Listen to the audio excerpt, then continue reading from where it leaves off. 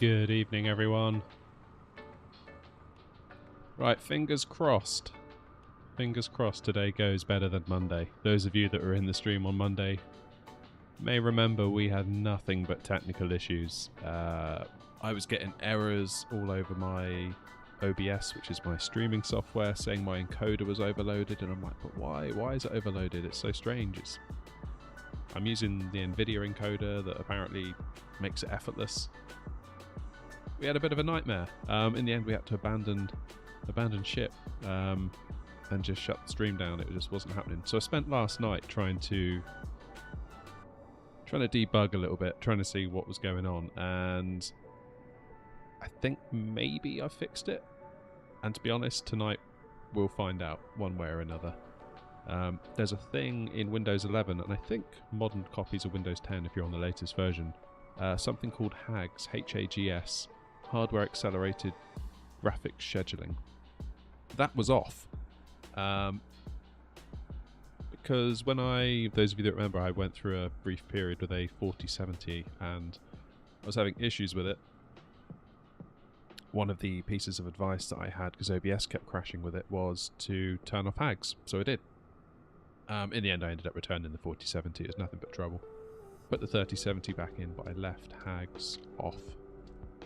Of course, up until that point, it had always been on, so I managed to run some flight sim last night and also some Cyberpunk, because the issue seems to directly correlate with if there's loads of graphical stress, like if you're in a stressful part of the game or a graphically intensive part of the game, then you'll get the encoder overloaded message. So Cyberpunk just triggers it instantly.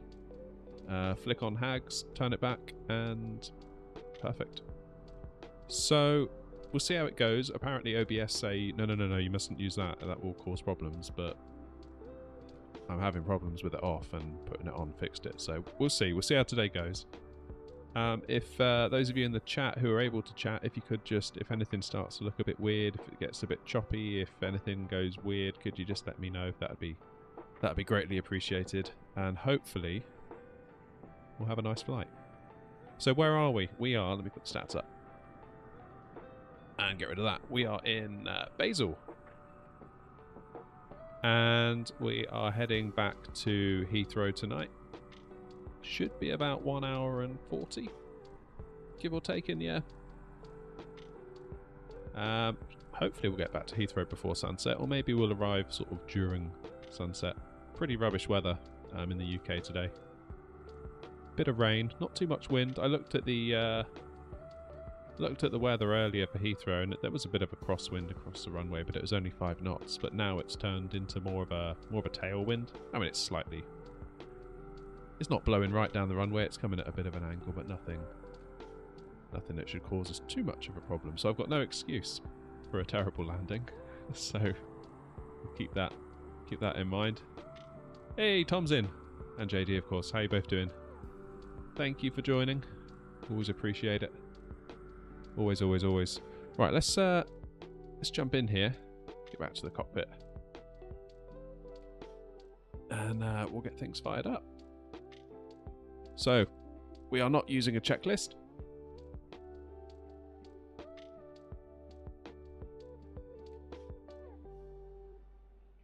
And we'll see if we can get ourselves up and running nice and quick. So, battery on. APU on. Click it down once. Down and hold. And then it goes back. Hey, sweet, good evening. How are you?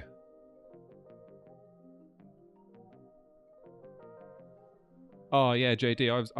I couldn't catch all of it live. I had to disappear after a little bit. But I went back to see the landing, and yeah, I think you were robbed on that. To be honest, you looked like you had it lined up nicely. I really liked the way you were kind of correcting as you were coming down, but you weren't doing it too much. I was like, yeah, this is going really well. And that lag just absolutely killed it, didn't it? Absolutely robbed. Never mind. But yeah, as I was saying in the Discord earlier, I used to have that same issue when I was running the 16 gig of RAM. So it'd be like if I didn't touch the controls or the throttle for a while, it's almost like it would kind of go out of memory or something. And then the minute you touch it, the sim's like, whoa, wait, what's just happened? And then it kind of like has to kind of work it all out, and then you get the lag, and then... So yeah, 32 gig of RAM did fix that for me. I hate to say it, but that might not be your issue, of course. Crosswind was funky. Yeah, it looked like, looking on your ND, it looked like it was mostly coming towards you as a headwind, but you can never... I'm not sure. I don't know if anyone else knows. Maybe Swee, maybe you know. When you get like the wind on your ND with the little arrow, and so you get the direction and it tells you the strength, where's that data coming from? Is that the plane reporting on kind of what's hitting it? Or is that like a weather station somewhere, presumably at the threshold of the runway, sending that data to the plane? I'm never quite sure. Anyway, let's get these two switched on, these two switches here, to tell the plane we'll take power from the APU, which is now on. Good. Emergency lights armed and guarded. Get the logo on.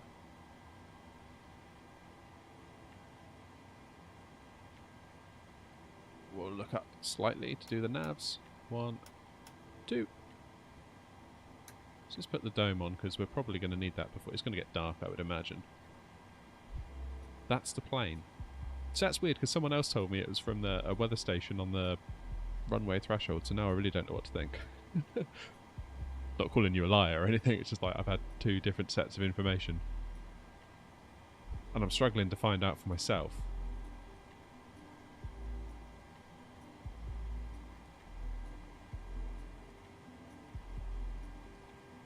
Plane uses GPS to determine its ground speed and then subtracts it from IAS.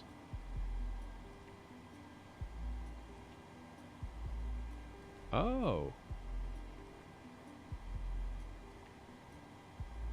So can it also tell what direction that's coming from then?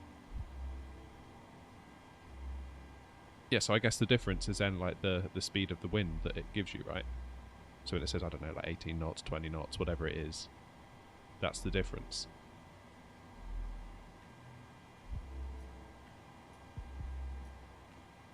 So then where does the direction come from? Has the plane got any means of sensing the direction of the wind?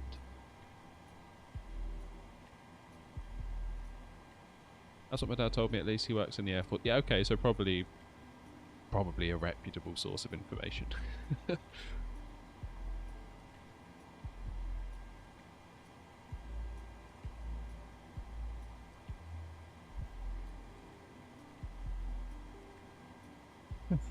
If only, JD, eh? If only. Just imagine having like a depressurization at like 20,000 feet. Don't mind me. Just checking the wind. Oh, that's funny. What am I doing? I'm forgetting what I'm doing. What have I done? Fuel pumps. Let's get those on. I've already done the fuel pre-stream.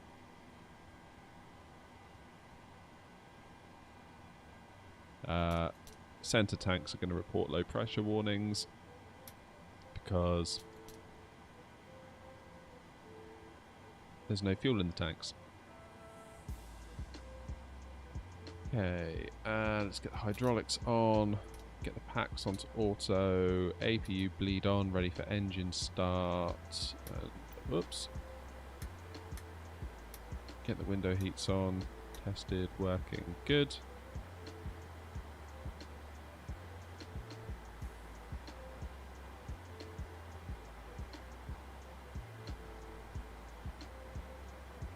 Plane gets its direction of the wind by the plane knowing where it's going. Oh, right, so yeah, it uses the heading versus the course. That would be it, wouldn't it? That would make a lot of sense. Yeah, so if the plane has got its nose, say, at 20 degrees, but its course, i.e. where the plane is moving across the map, is at 0 degrees, then of course you can work it out. Cool. I appreciate that, Swee. So it's not like a weather station on the threshold, just like transmitting it to the plane or anything like that. The plane is working it out itself. So that must be quite a complicated little calculation then, because if you imagine if you're like fighting the plane, you're on the yoke and you're like, the nose is dipping, you're twisting to the left, to the right. The heading's changing quite rapidly because, I don't know, if you're in a bad wind. Which just goes to show, I guess, maybe don't obsess over those values too much and just look out the window, maybe.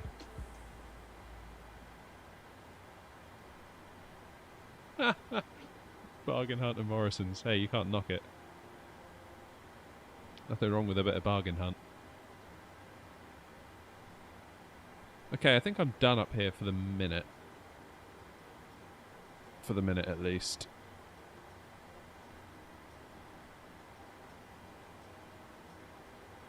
So let's go FMC, POSINIT, next page. Grab one of those. It now goes in the scratch pad. Back to the previous page. Paste it in set IRS position. Wallop. We know where we are. In the route, we will do LFSB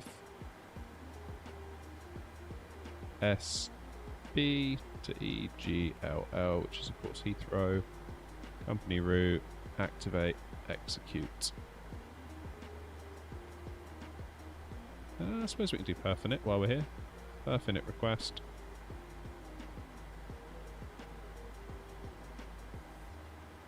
Yeah, I guess being within the sim environment, SWI, is a bit of a cheat code, isn't it? Because you can just, yeah, if you imagine like, it's almost like the Matrix having all that data just like flowing past the sim's eyes, as it were.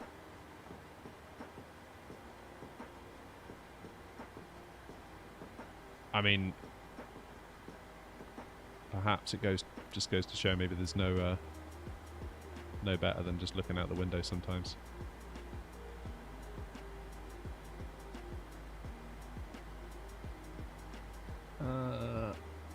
Right, departures and arrivals.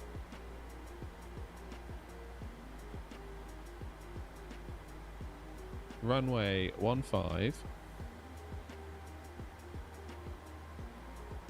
Torque 7T. Execute that. Oh, nice. Nice bit of yoke cam action. Straight out on a right turn.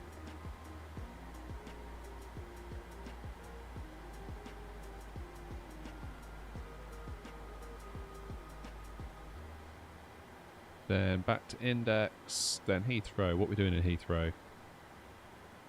27 left. Using Ailes 1H. Ailes, where would that be referencing?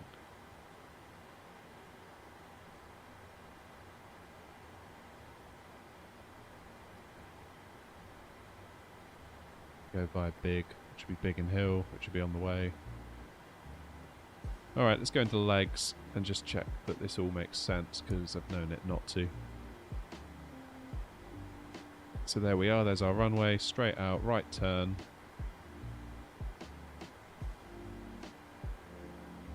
And away we go. This is looking good. Top of descent. There's big. And then we do our little wiggle into 27 left. Have I got my hands on Beyond ATC? No, I have not. No. I'm going to have to wait like everyone else for that one, I think. It does look great though, doesn't it? Like I said, there must be such a market for people that are kind of into it, into the sim in a big way, but just that sim just isn't for them.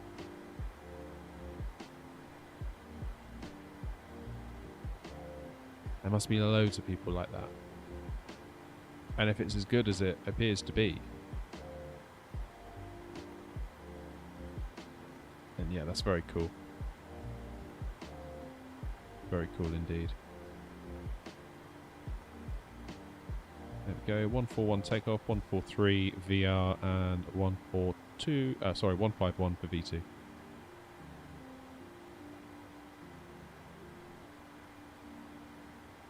Being released in September. Nice, that's not long then. That is not long. Grey shirt, how you doing? Nice to see you.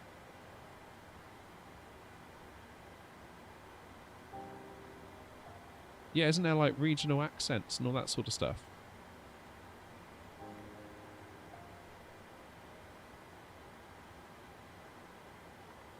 Yeah, like AI could be so big for gaming.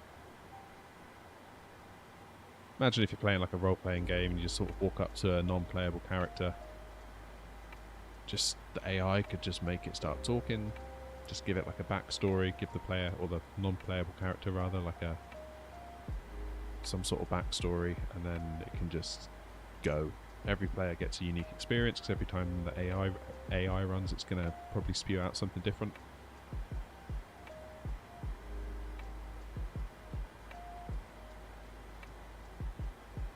Yeah, I think you're right, Sweet.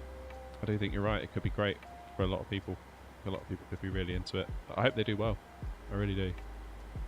It's good for the sim, good for the community, good for the devs. Hopefully, if people buy into it, it could be really good. I think there's a certain level of intimidation with that sim that puts a lot of people off, and it also perhaps adds to the pressure of the occasion. And some people maybe want to have a realistic experience, but they just want to chill on their sim and not get too involved.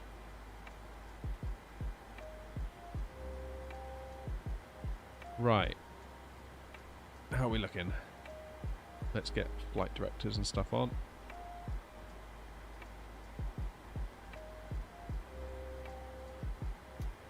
I keep meaning to go on VATSIM. It's kind of finding the time. Because I feel like every moment that I've got free at the moment, I should be streaming. And I don't want to just stream a flight on VATSIM and make a complete mess of it.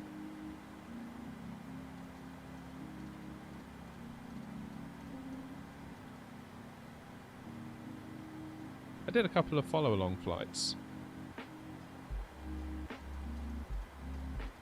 And I was slightly underwhelmed in that there was just no ATC on the whole route, more or less, except for at the final destination.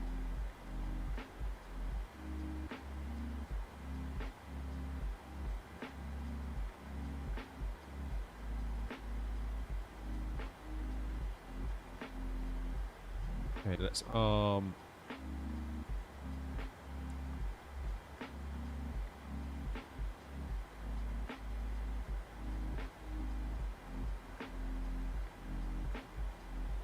just go with 360 in here for now.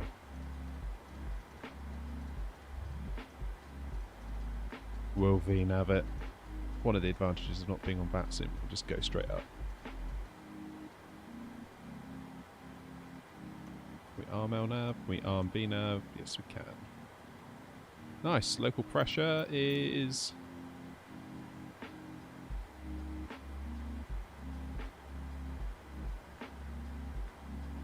1014.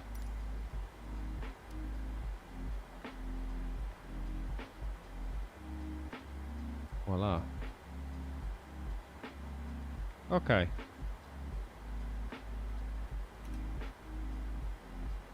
Let's get my anti-collision light on. And turn off the packs, turn off the bleeds.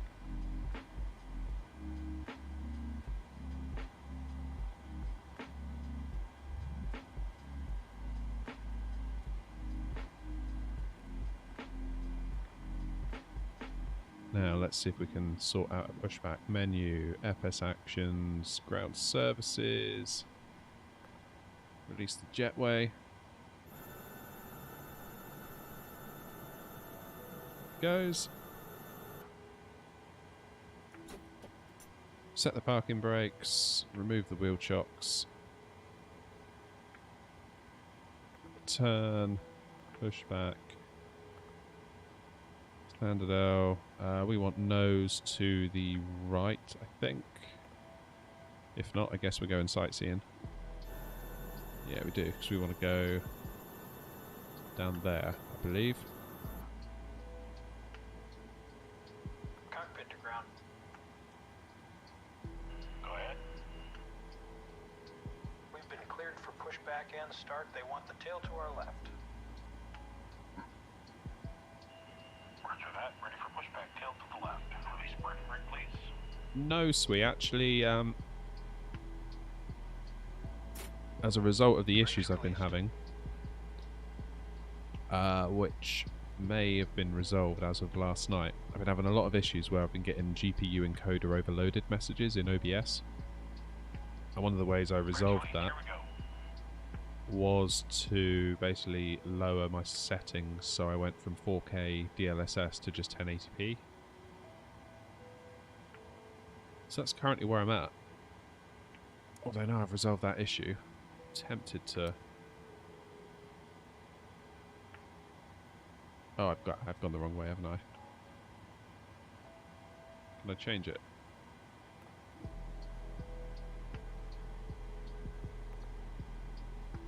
Cockpit to ground. Go ahead. We've been cleared for push and start. Tail to the right. Copy that. Ready to push. Tail to the right. Parking brakes release, please.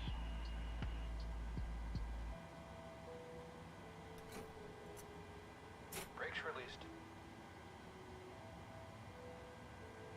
That's silly. Never mind.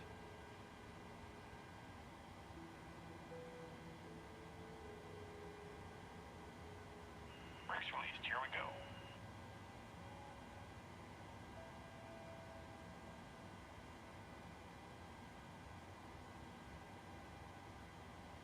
Right.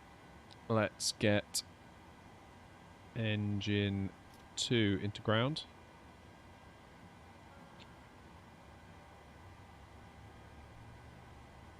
Watching that N2 number down there. Waiting for it to get up to 20, 25. Let's add some fuel.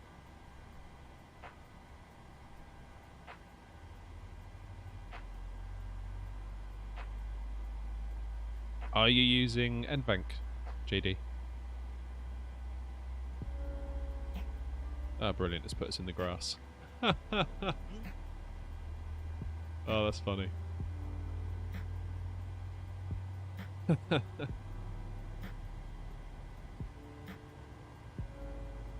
Alright, next job is to buy GSX, I think, isn't it?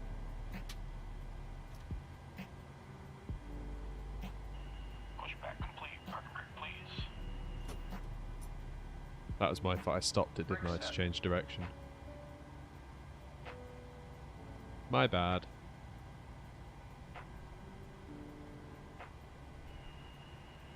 Alright, steering pin is disconnected. Watch for the slip release from guidance on your left. Have a good flight.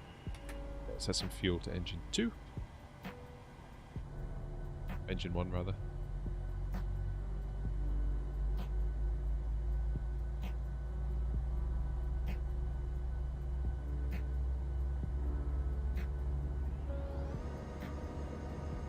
NVANC, JD, it's the encoder that you can choose within OBS. So I think, didn't you say you've got a 1660 Super? Or TI or something?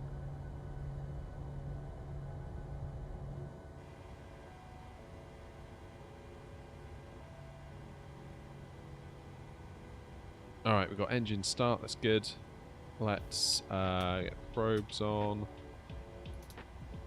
Put the packs into auto, bleeds on, isolation valve auto, APU bleed off.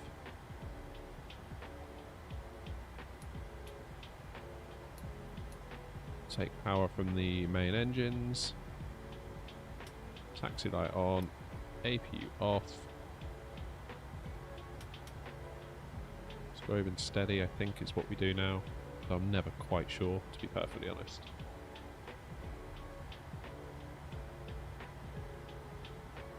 So are you using NVANC? Because if you're not, you really should be. That'll be killing your performance if you're streaming without it.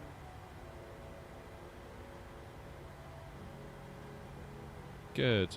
Feel like I'm missing something. Trying to do this without any sort of checklist. Just for fun. Just for fun. Okay, rejected takeoff. Flaps are set. Set our trim.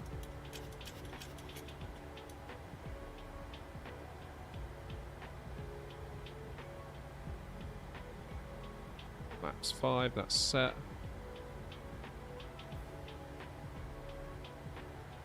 If it just says X264, that means it's using your processor to encode.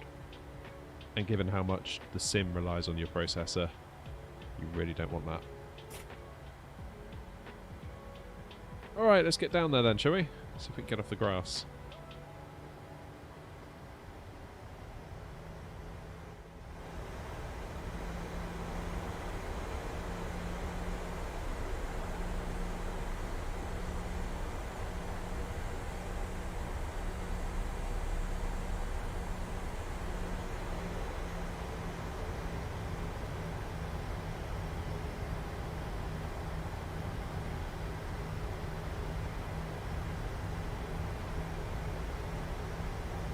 But yeah, to answer your question, Sui, I guess now that hopefully we've got this encoder overloaded issue sorted out, and actually the game being quite demanding to run doesn't trigger that. So far it hasn't. We can maybe look to getting things back up to 4K, which would be really nice.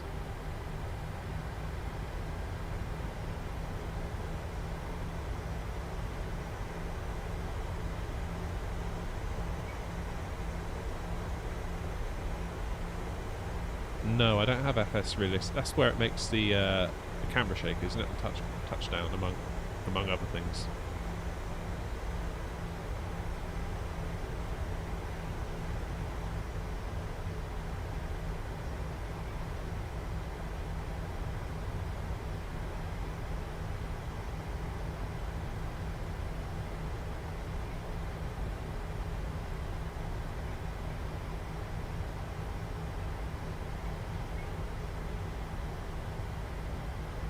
Set to end bank, good. That's what you want. Are you also recording as well when you stream? Does it default to recording while you stream? Make sure the recording is set to either end bank or just tell it to use the stream encoder. Therefore you kind of get 2 for 1. Get a recording and a stream out of one encode.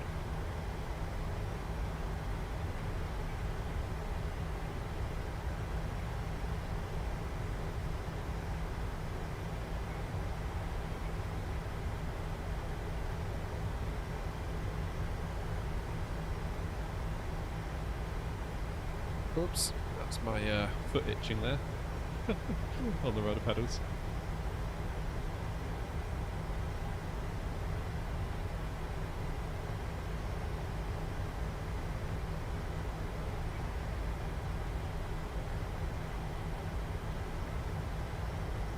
That's the spirit, Sui. That's what we like.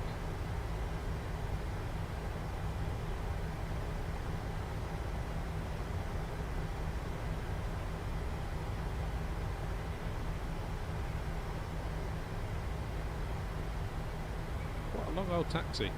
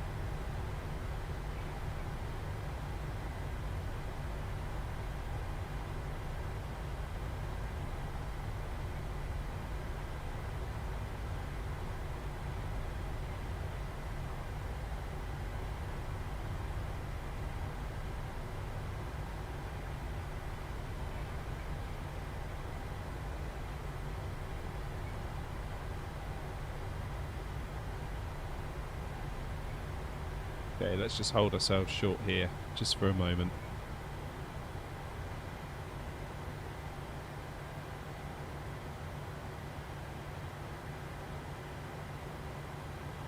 Fucking brake on.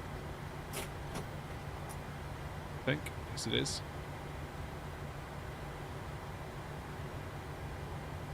Alright. Engines into continuous. And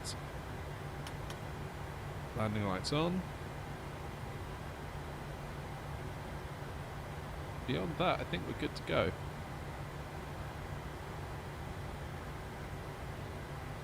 There we've got projector takeoff set. Arm the auto throttle. Set the clock. Do that to TARA. What am I forgetting? Definitely forgetting something. Right, that'll have to do it for now. Alright, brakes off.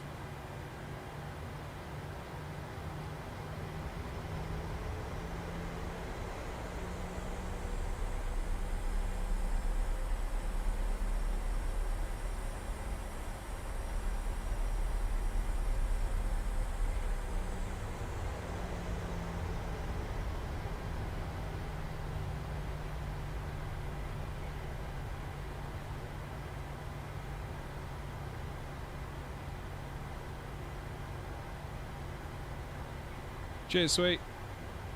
Oh, look at that view.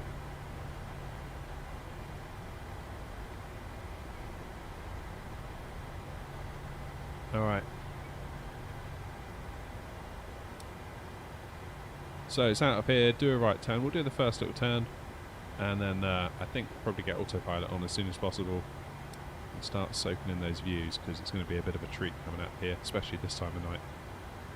So, seatbelts on, tray tables up, let's go.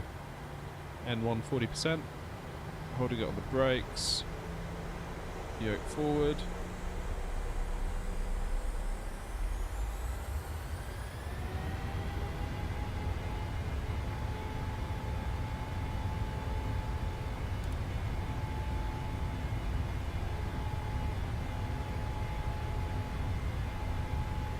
knots.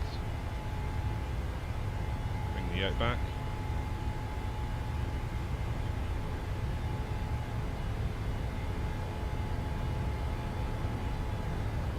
V1, rotate.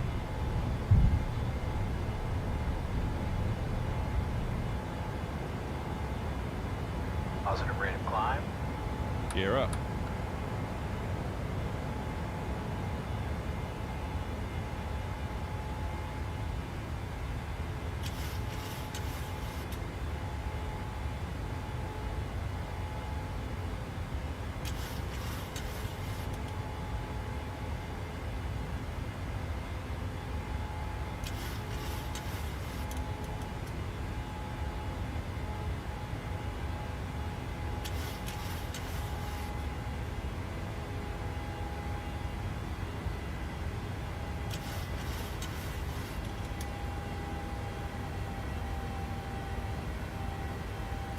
A little bit of back pressure required just to keep that speed under control.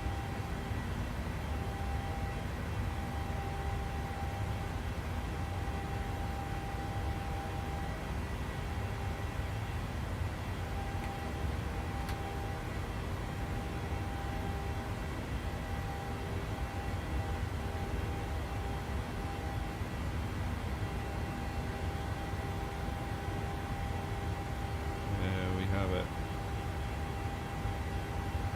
Intercept that flight path there. Autopilot on.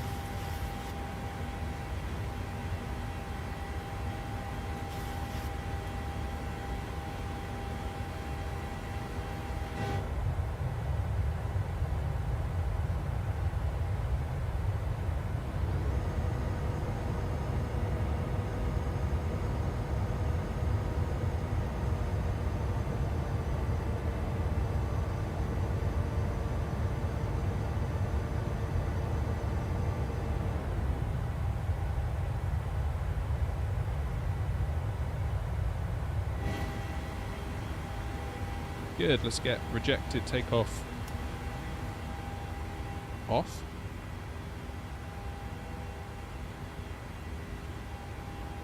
Very good. So it's wanting us at 250 knots, that looks reasonable.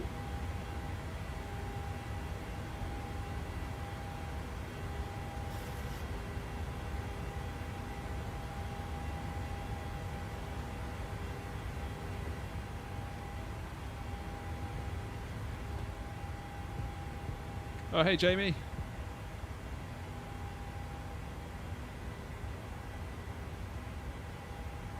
How's the reports?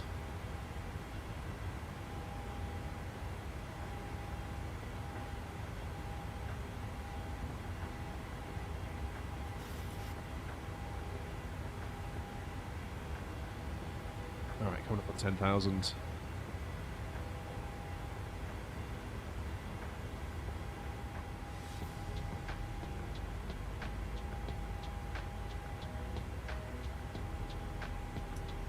The engine's out of continuous.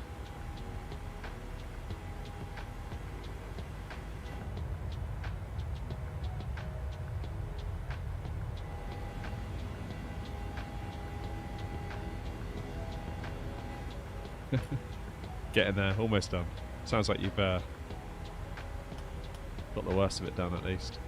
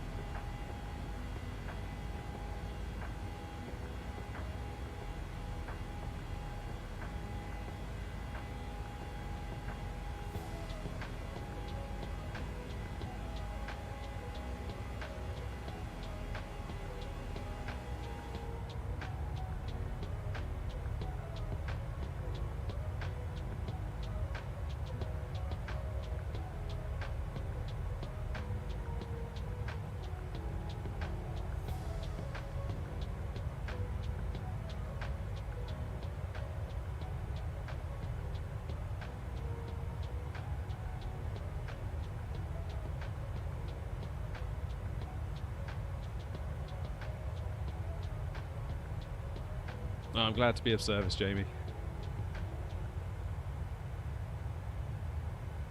Yeah, it's definitely got some good background vibes, isn't it? Flight sim.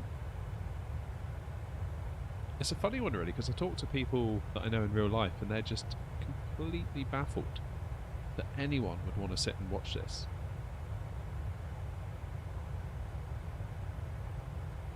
First of all, a lot of them can't get their head around the fact that I stream at all. They're just like, wait, what? What'd you do? So what, you play flight sim and then put it on YouTube while you're doing it? I'm like, yeah. They're like, why? Why do people watch it? They're just completely confused. And then they say, what do you do? Do you do like landings and stuff like that? And I'm like, well, yeah, but you do like full flights. And then you can see the penny drop. They're like, wait, what? So like Heathrow to Barcelona style, sit there for an hour and 50. It's like, yep. Oh, they just don't get it at all.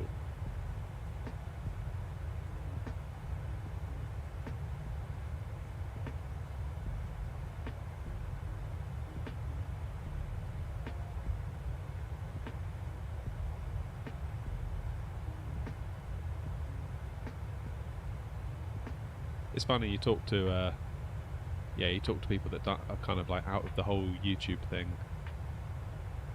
Like, you know, the idea that you could even make a living out of YouTube to them is just like, can't fathom that at all. Especially doing flight sim stuff, but just in general, they're like, wait, what? People do that as a job? That's not a real job. And then of course that whole conversation starts.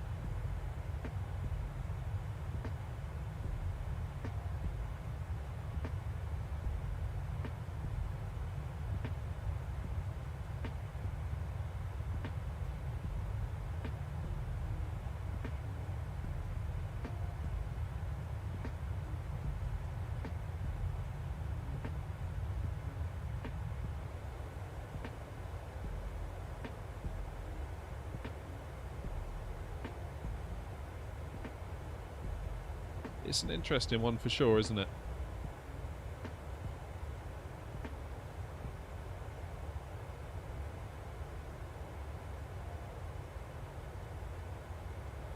It's weird, the people that I work with have no idea that I do this. I almost couldn't bear it if they knew, or if I knew they were watching, I'd be like, oh no, it's so awkward.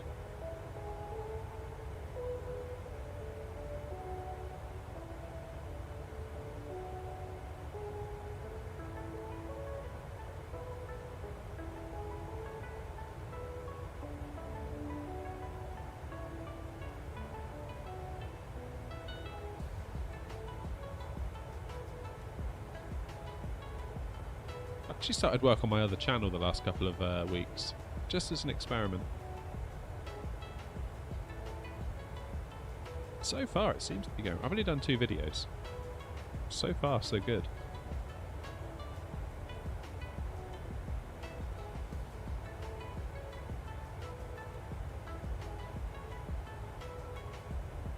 I was looking at the videos that I do on this channel that aren't live streams and aren't sort of landing videos, just like actual me talking, making a proper video, so to speak. And the ones by far that have done the best are the ones where I'm helping people out with their computers. So I kind of thought, well, why can't I do that for games that aren't flight sim, but do it on another channel? So I'm just experimenting a little bit, done a couple of videos.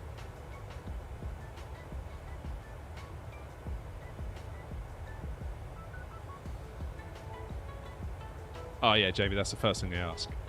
Absolutely, that's the first thing they ask. Do you think you land a real one? Like, well, I guess we'll never know.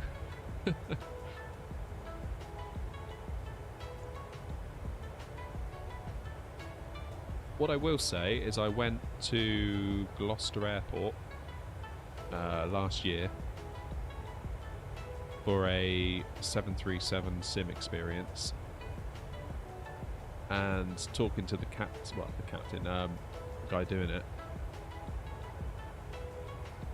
From what I gather, he was a student pilot trying to make a bit of extra money to sort of fund his way through flight school, which is great. And he was saying that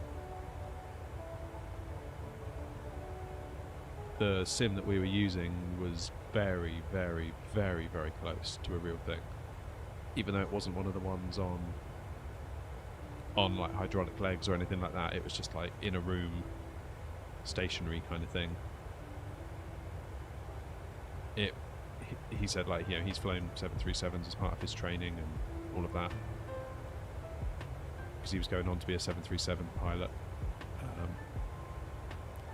He said it's so close, like so unbelievably close. And that was ProSim, was the simulator that they were using. I mean, while it looked rubbish, like it looked almost like Flight Sim 98, the feel of it was very, very good. And then of course I came back home, because I didn't have the yoke at that point.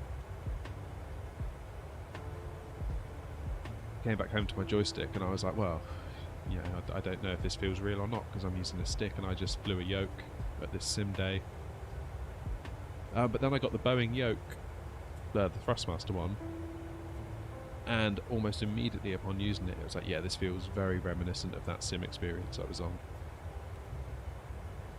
So while it's not the real thing, I'm fully aware it's not the real thing. I sat here in my garden shed with my joysticks and yokes and throttles, and I know it's not the real thing, but I think it is surprisingly close.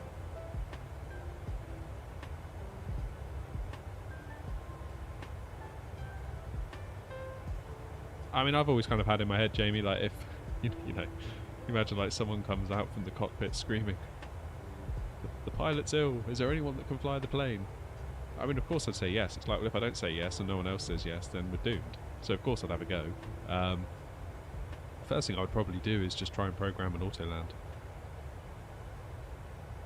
As much as my ego would love it to be like, yeah, I was the one that did it, like wrestling the controls, bringing it down like a hero.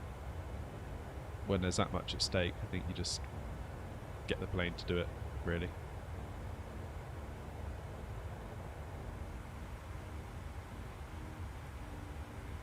Got to do standard pressure. Too busy talking about being a hero.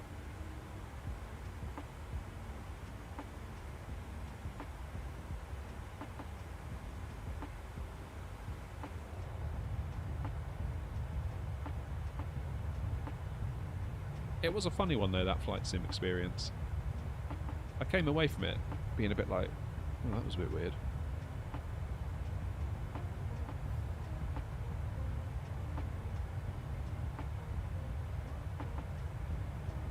I wasn't allowed to touch the rudder pedals, I wasn't allowed to touch the throttles, and I wasn't allowed any ILS markers. And when I say allowed, I do mean allowed. Like, they were like, do not touch rudder pedals. And I went to touch throttles, they're like, no, no, no, no, we do that.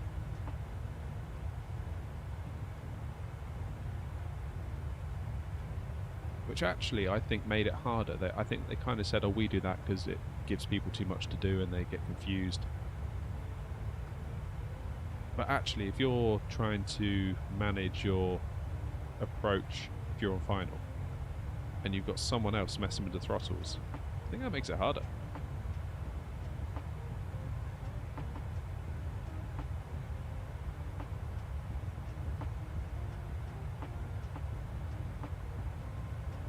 I made the mistake of saying, oh, look, there's the ILS markers on the PFD. To which they were like, oh, that's cheating. Turn them off. I was like, oh, okay, fine.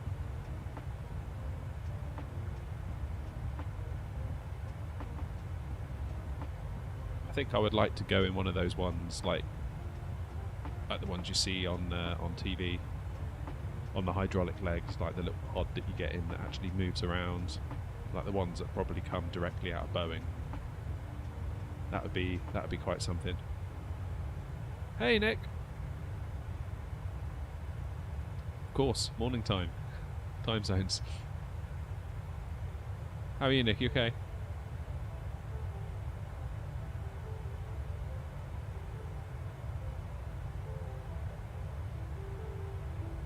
Is it level D they call those ones?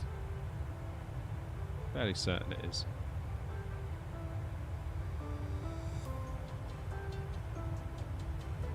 I think it's a level D sim. Basically, if you're going to like go to an airline and start as a cadet with a view to becoming a first officer and flying the actual things, the things that they learn in, basically.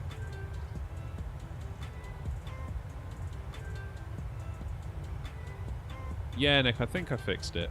So there's this setting within Windows 11 called HAGS, H-A-G-S. Stands for Hardware Accelerated Graphics Scheduler. And since forever, I've had it set to on because by default it's on. When I briefly had the 4070 and was having all those issues with it prior to sending it back, sorry Jamie, one of the forum posts was like, oh, turn off HAGS because that causes issues with OBS, because I was having issues that A, the sim was crashing, and B, OBS was crashing, sometimes at the same time and sometimes separately. So the OBS lot was saying, yeah, turn off HAGS for sure, because it's an experimental feature within Windows, it's quite new. OBS yet hasn't fully adopted it at this time. So I turned it off. Still didn't fix the issue, so I kind of threw my toys out of the pram and was like, right, I'm sending this stupid 4070 back to where it came from. Put the 3070 back in, and HAGS remained off because I turned it off as part of trying to fix the 4070, put the 3070 back in and just left it off because I never bothered to change it back on. And ever since then, occasionally I would notice if the game was like really in a really graphically intensive area, I would get encoder overloaded messages in OBS. I did think, oh, that's funny, because I never used to see that. Like, roll the clock back a year when I first started streaming. Never used to see that. So it did strike me as odd. It's like something has changed somewhere along the line. Then it dawned on me last night. I was like, oh wait, what about that setting? So I came out and loaded up Cyberpunk, because obviously that is really graphically intensive, and if I try and just do a recording of that in OBS, immediately I'll get the error because Cyberpunk just triggers it instantly. Sure enough, encoder overloaded, so then I turned HAGs back on and started to record Cyberpunk, and it was perfect. Like ray tracing on, all the bells and whistles, perfect. But it's funny because you read the OBS forums and they're still like, no, don't turn HAGs on, leave it off. There'll be trouble if you turn it on. And it's like, well, I've had trouble since it's been off. So, yeah, as far as conventional wisdom goes, I'm kind of going against that. But so far, we seem okay. Also, if it does get weird at any point, if you could all let us know in the chat, that would be appreciated. Because sometimes it goes weird before OBS tells me it's gone weird, and that I can see it's gone weird.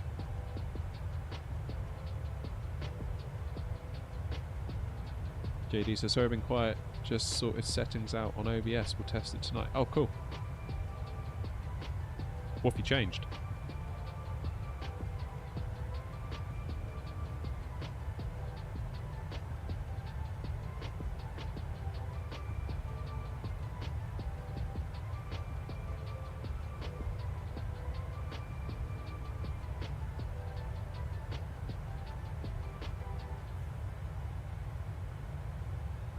Might have to cancel the A350 flight. Oh no, Spee, what's happened? What's happened?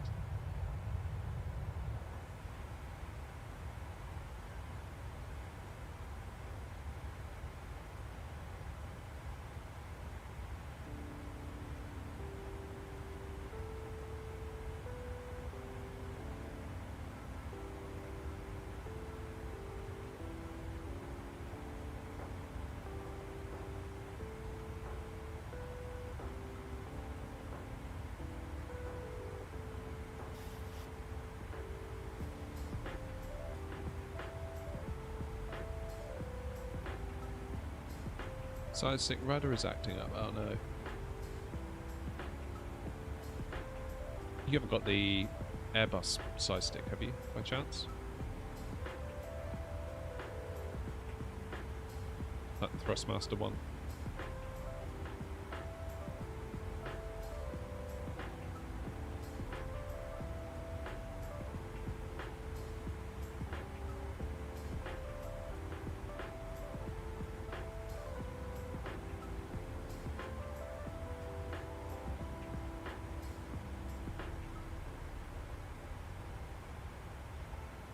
Okay, yeah, so that's a known issue, I think.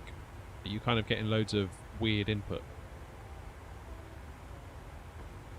Like it's just not doing what you think it should be doing, it's like going all over the place. That is a known issue with this joystick. You can, I believe, take it to bits, and there's a little part of it, one of the sensors, and you can like clean it, I think, with like a cotton bud or something like that. You'd have to watch the video. And apparently that brings it back to life. Mine has done exactly the same. But to me it doesn't matter now because I have rudder pedals, but yeah. I was thinking maybe I could use mine as like a tiller for steering on the ground.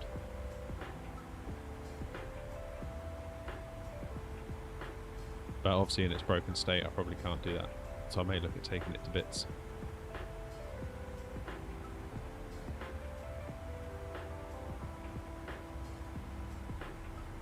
No, Jamie, I don't own the Phoenix. That's a funny one because a lot of people ask me that. And I started to get a little bit envious of those that do have it. But lately I've been hearing a lot of people having issues with it.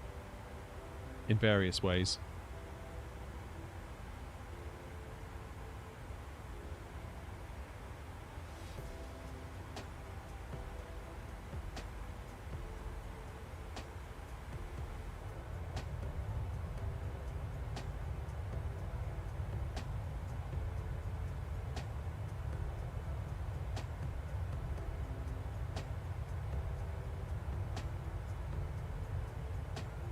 Well, if it's under guarantee, sweet. If you're still under warranty, then yeah, it's a fault. I would get in contact with Thrustmaster.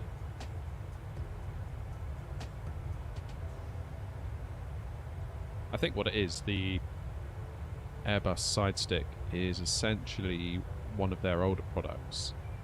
I forget what the exact model is, but it's like, it's got a black and orange colour scheme and it's been around for years, and I think essentially they redressed it up as this Airbus stick, which is cool, not complaining, but I think that product had the same issue, and obviously now, of course, the Airbus ones are as well.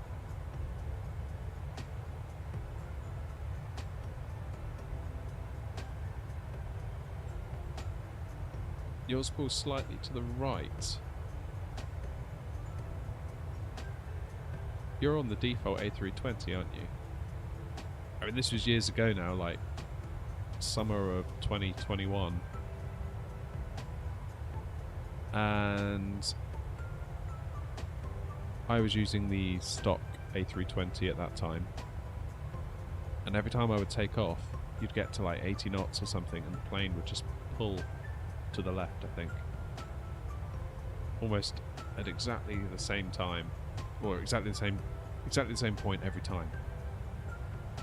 And I thought it was the joystick, I thought it was maybe my USB hub, I thought maybe because I had a steering wheel plugged into the PC, I thought maybe that was giving some sort of input, I thought maybe the mouse was messing something up on my Xbox controller. I was pulling cables out, like trying to debug it, and then someone was like, oh yeah, it's just a bug in the plane. Upgrade to the fly-by-wire version, and it went away.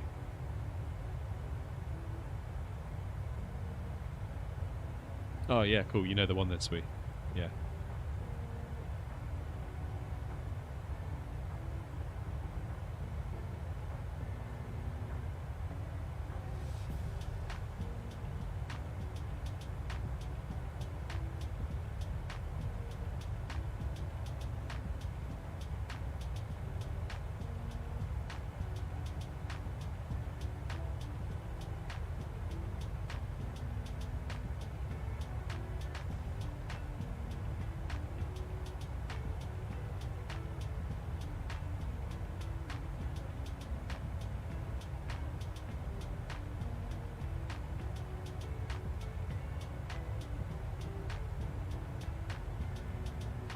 Just in case anyone fancies joining us in the Discord, I know technically it's a members only perk, but it's early days in the Discord, and I know there's a lot of you in the chat that have been around a while, since the early days, so there is a link that's good for 30 minutes. So if any of you wanted to join, you'd be more than welcome.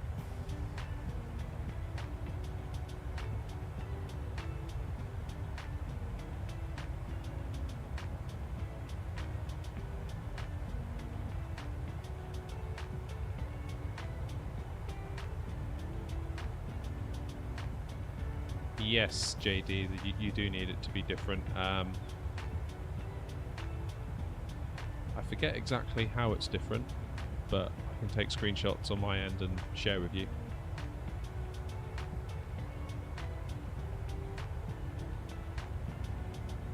Get the rabble in the Discord.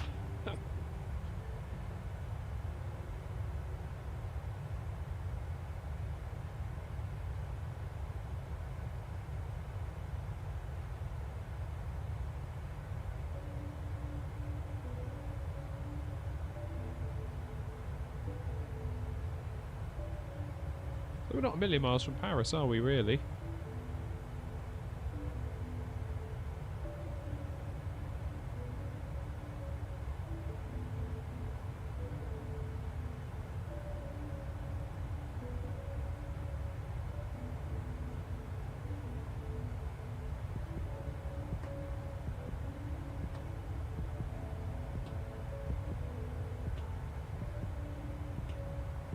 Yeah, it's in two places. I think you have to set it so it's almost like a perfectly straight line in the game setting. I would do it now. I'd have a look now, but it would make my flaps come out if I go into the menu.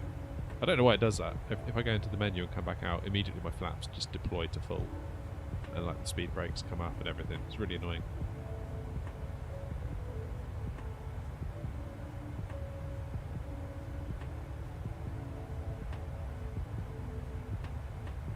What's the next haircut?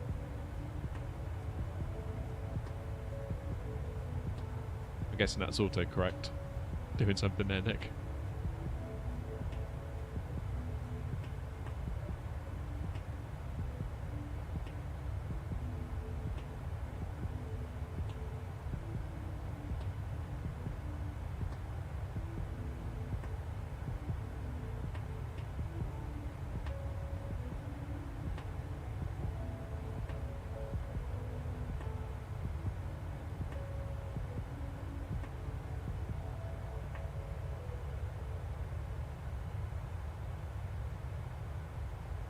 You should definitely get the fly-by-wire, JD.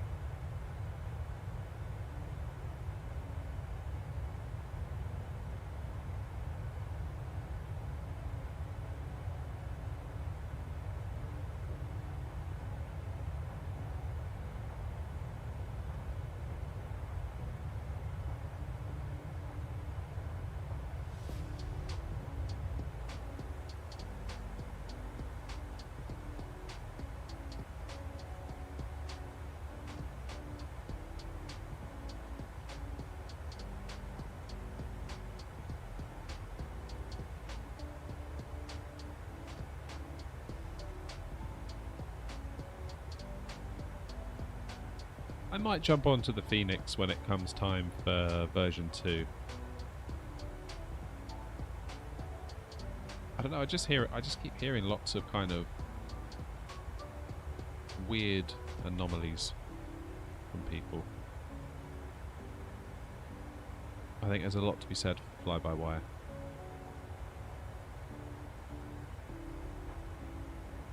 Especially as it's free.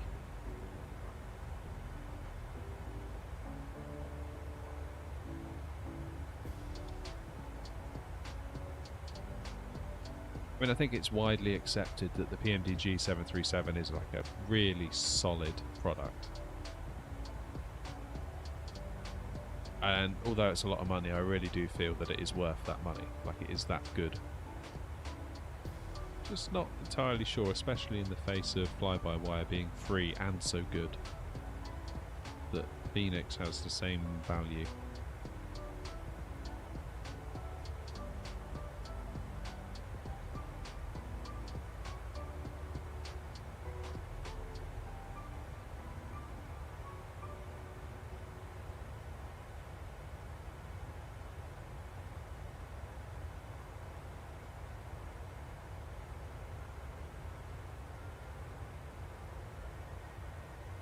Does it feel almost a bit heavier, Jamie?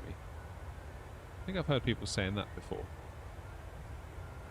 It feels like it's more likely to kind of splat onto the runway versus the fly-by-wire.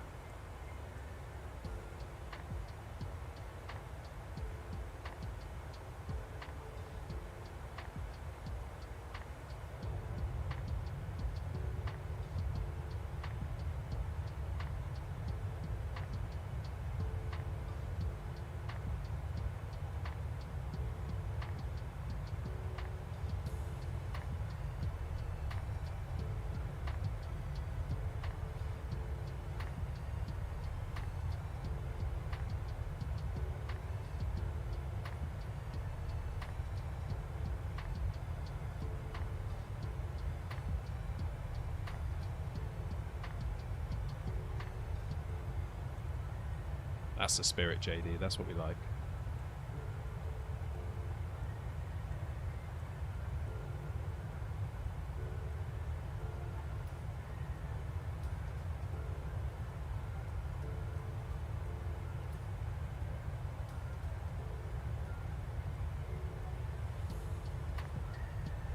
Yes, that's right. It should be absolutely fine in the fly-by-wire.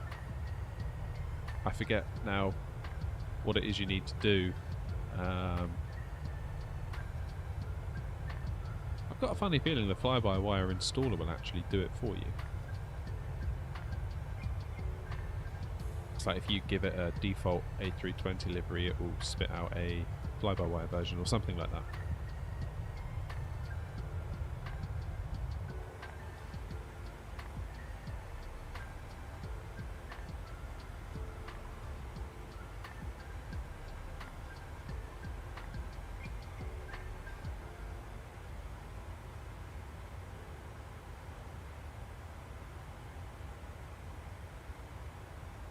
That sun's looking low.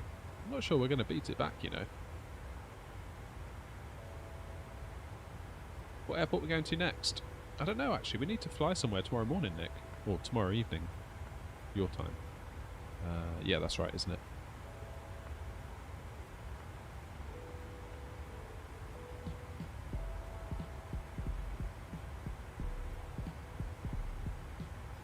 Yeah, that's a good question. I don't know where we're going to fly to tomorrow. Obviously, we're going to Heathrow now.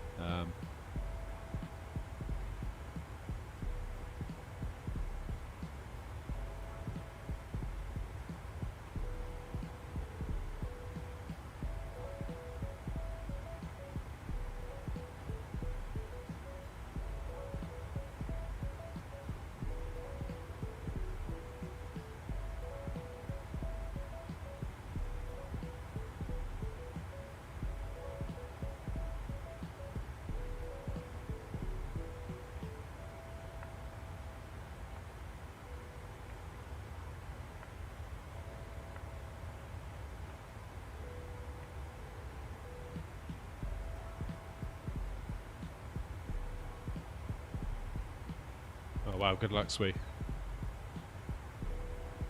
I mean, if you're going to send it back under warranty, maybe don't open it. That being said, didn't you say you'd already opened it?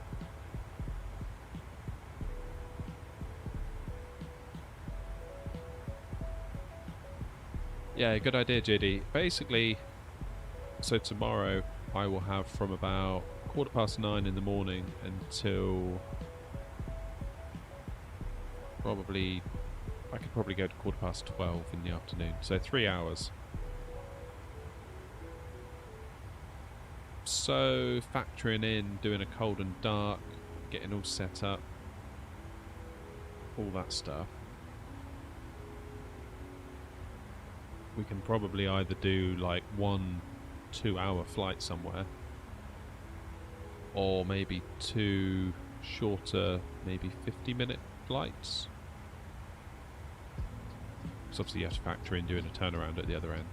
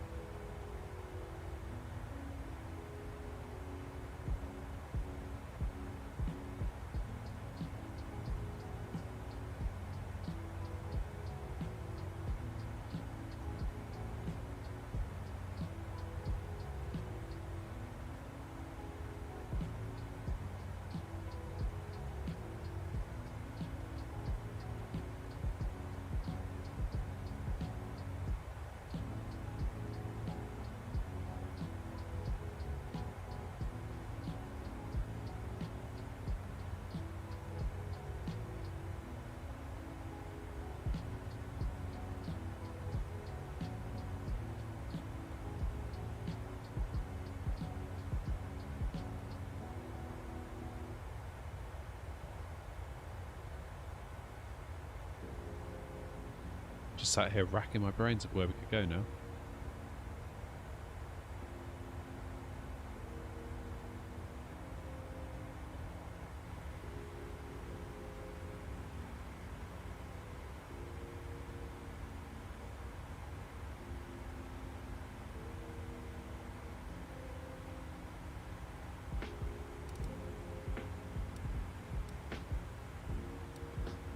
Okay, top of descent is just short of 40 miles away. So we're coming up on that. So 180, then 250, 3,000, 2,500.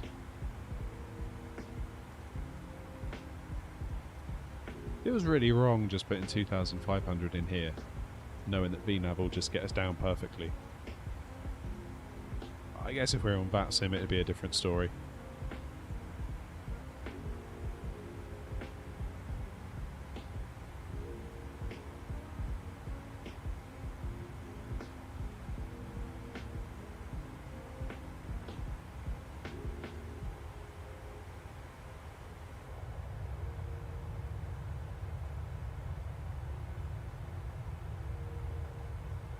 Bergen? Where's Bergen?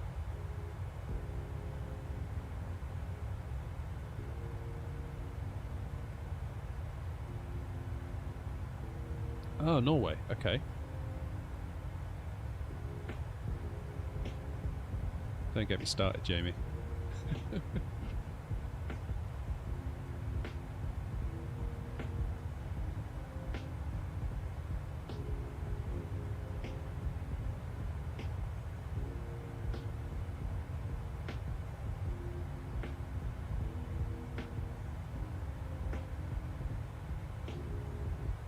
Okay, where's somewhere within 2 hours of Bergen?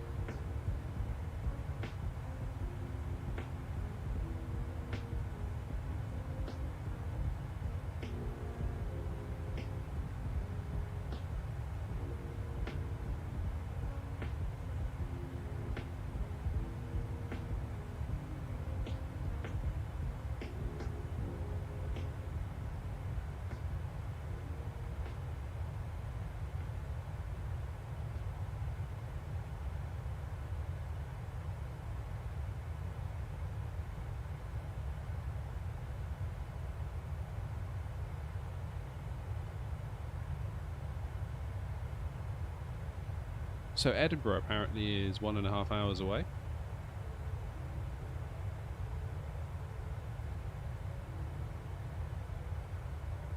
Would Aberdeen be any closer? Could we get back?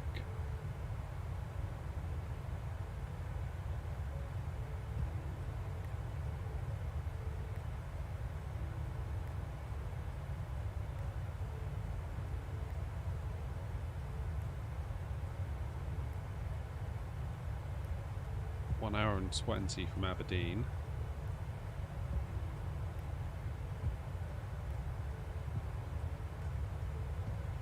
Edinburgh to Bergen, that would be great. It's just I wouldn't necessarily be able to do the return leg.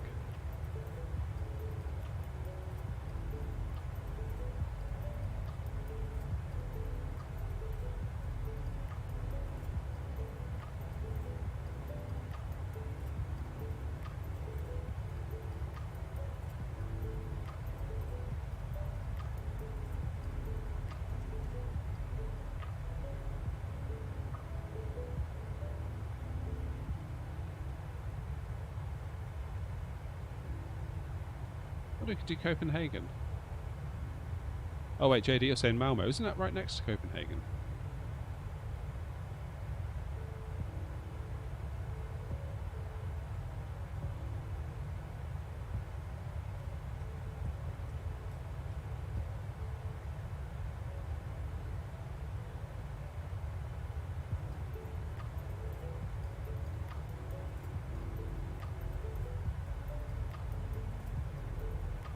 Like Gothenburg.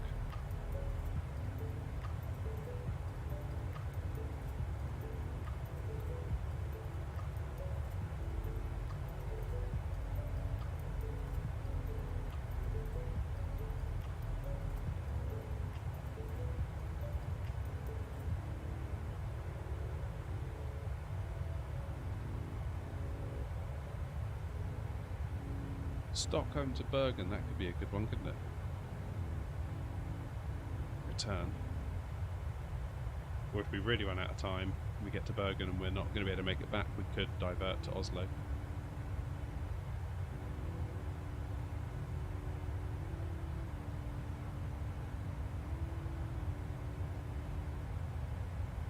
Stockholm, Bergen, return. I think that could be the one.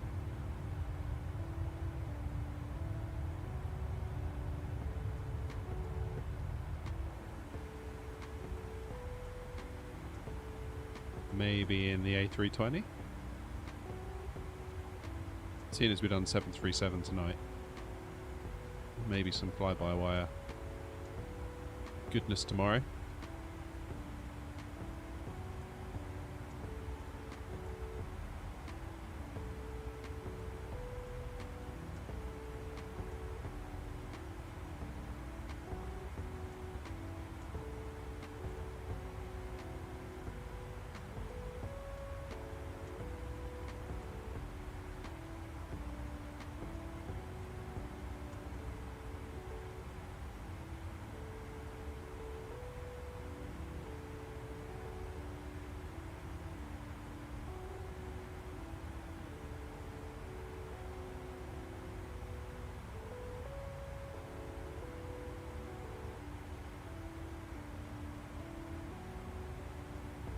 Ah, yeah, perfect then. A320 it is.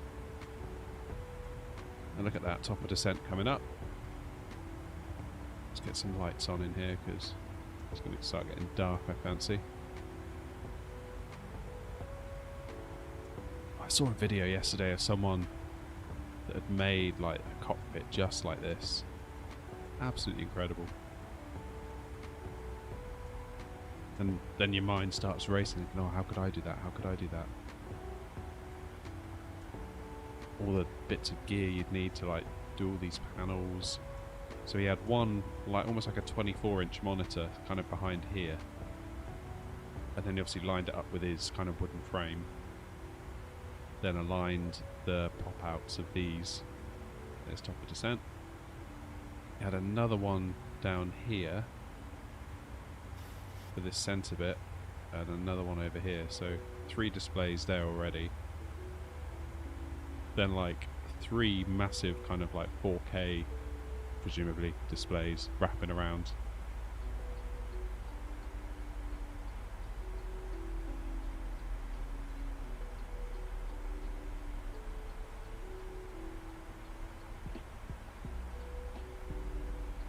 Would have been very, very cool indeed.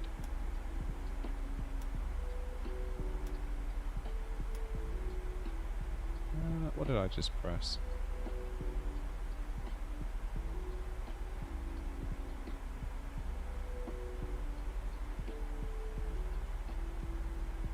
There we go.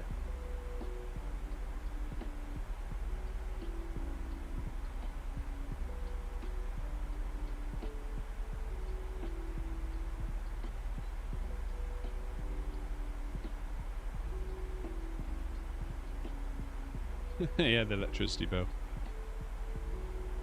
Yeah, that's no joke at the minute, is it? At least here in the UK, blimey.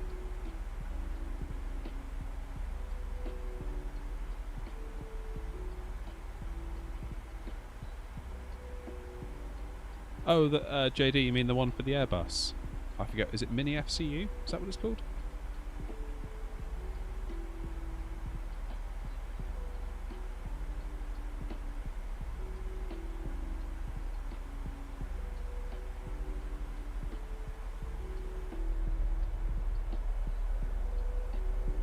I'm always a little bit wary of Kickstarter things, just because you never know, do you?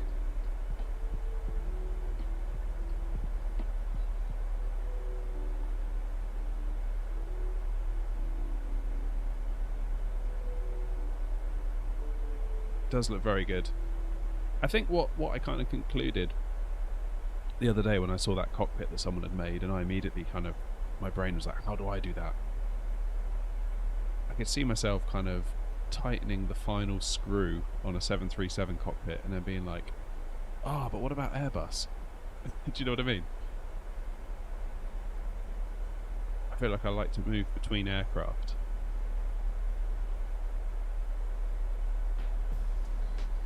So I think if I was going to build anything vaguely resembling some sort of home cockpit, I'd almost have to make it inspired by both Airbus and Boeing and kind of make my own thing. So it's kind of agnostic as to whether it's Boeing or Airbus, it worked between the two.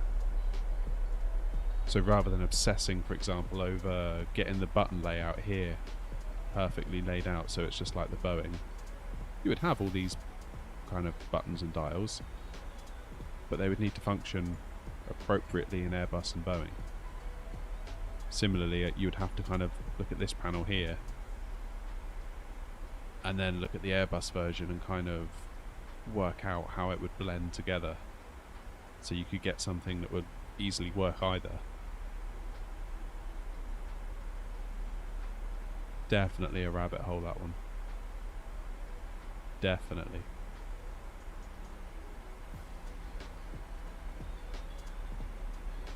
Boeing 320.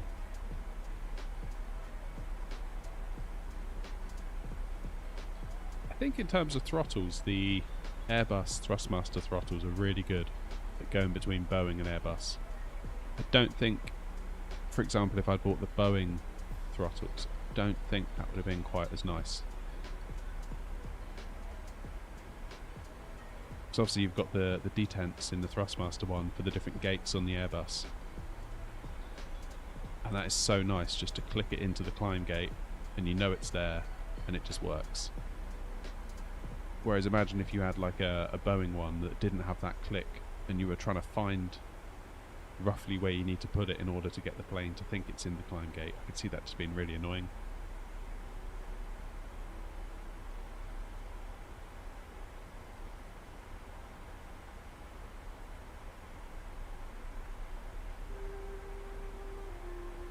No worries, JD. Hashtag top dad. Well done.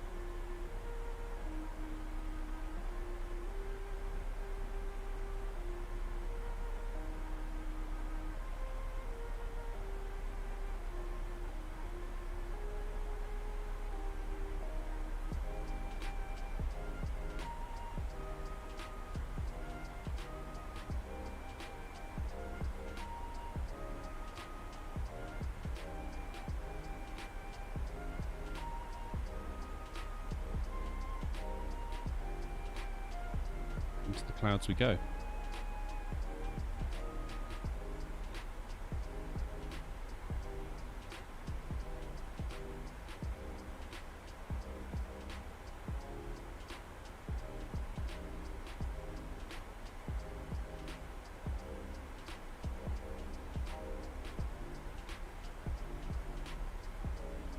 Yeah, I think they're great, Jamie. I do like the Airbus throttles, especially on the Boeing now.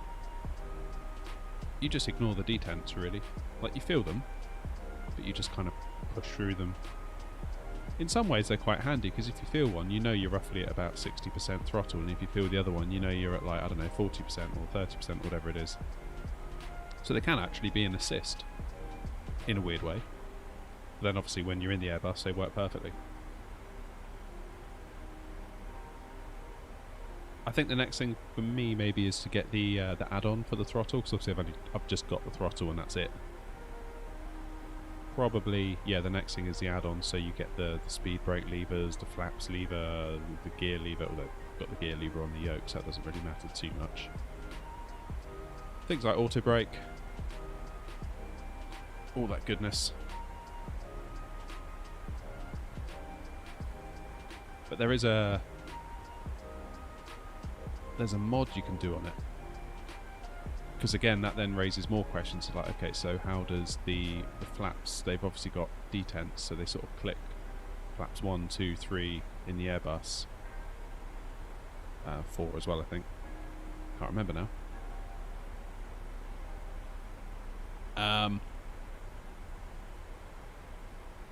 Yeah, let's say there's 4, it's flaps 4, isn't it? It's the maximum on the Airbus. So you've got 4 sort of 5 gates, including 0, 0, 1, 2, 3, 4. And you've got the detent, so it sort of clicks into each one properly. It's like, okay, well, how does that work with the Boeing? Because in the Boeing, look at how many we got. Where is it? No, there we go. 1, 2, 5, 10, 50. Like, look at all these little ones, there's loads of them. See, like 25, 30, 40. So there's more settings for flaps in the Boeing than there is the Airbus. I saw a really cool mod. So you can 3D print a little thing that slots into like the bit where the lever slides through to give you these little notches. And then you print yourself a new handle for the lever, and you buy a little tiny spring, and it gives you the whole thing where you need to like pull up and then move, just like you would in the real plane. And that works such that it'll work for Boeing and Airbus.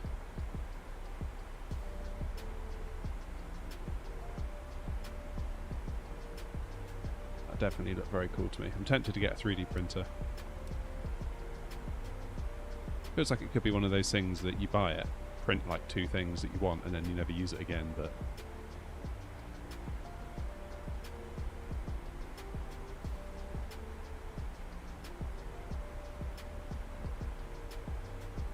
they are quite reasonably priced now.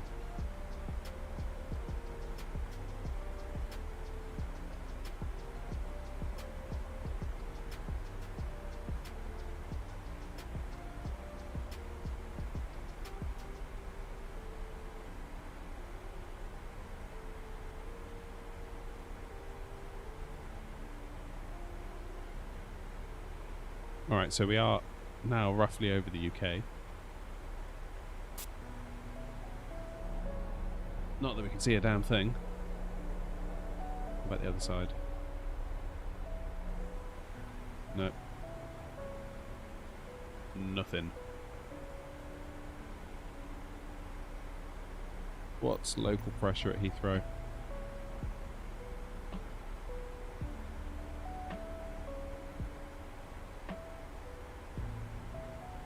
(1006), and the wind is 300 and 4 knots. So as it was earlier, that's pretty good.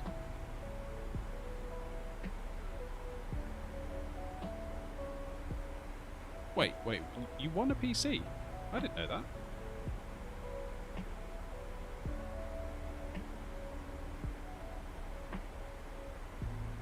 What is it?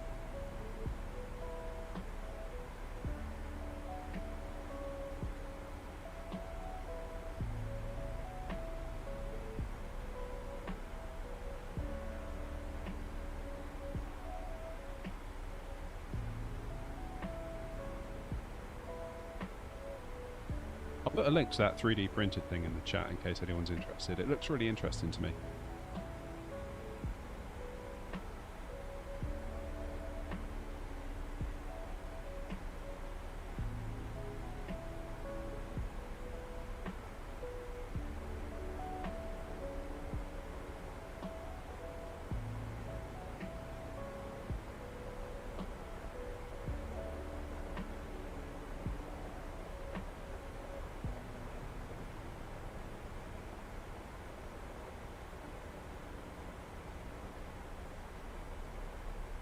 There we go. For anyone interested. Oh, that's how you got the 4070. Oh.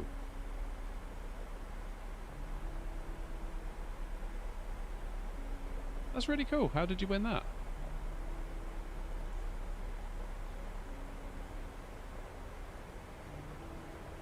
It was 1004, wasn't it?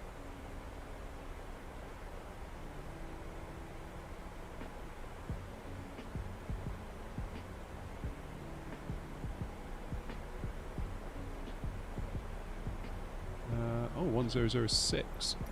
My bad. A £1.50 raffle. Are you serious? That's cool. Love that.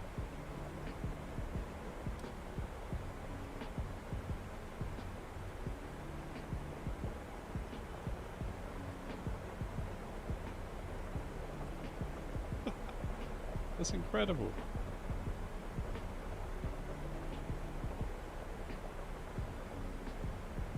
That is incredible. Good for you.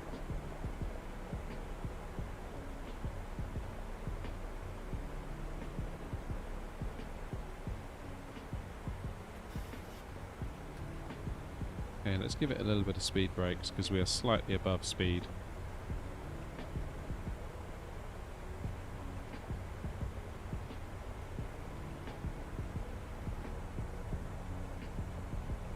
Oh no.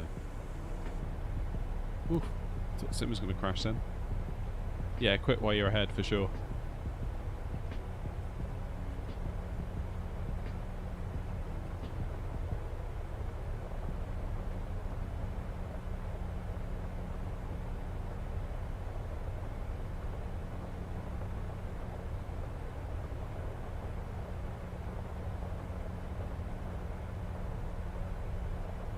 Was it a pre-built or something?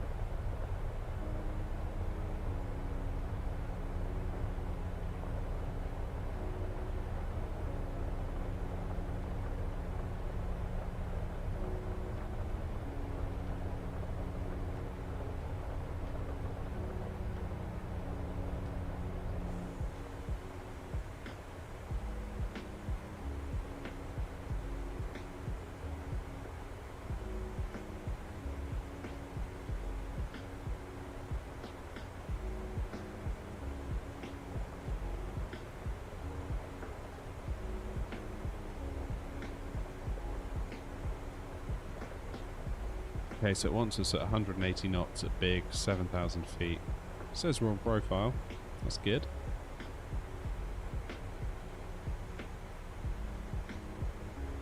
That is so cool, Jamie.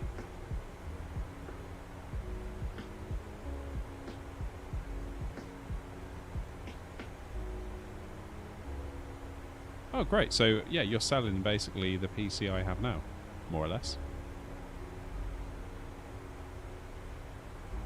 Yeah, you've got the 5800X3D, haven't you? So, yeah, I can see why you did exactly what you did. That makes total sense.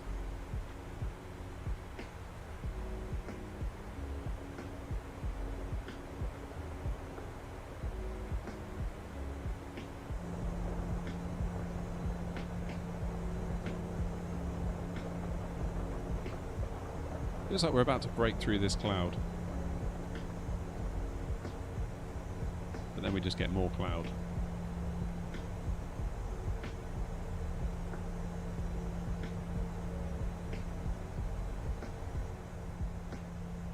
I still don't know what to do about my PC. What is going on here?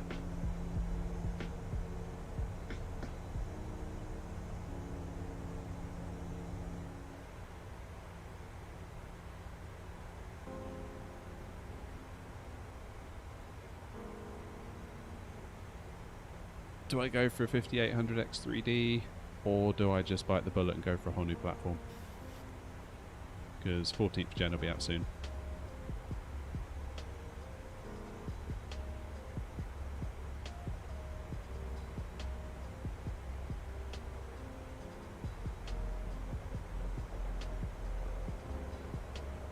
Oh, I didn't do my lights.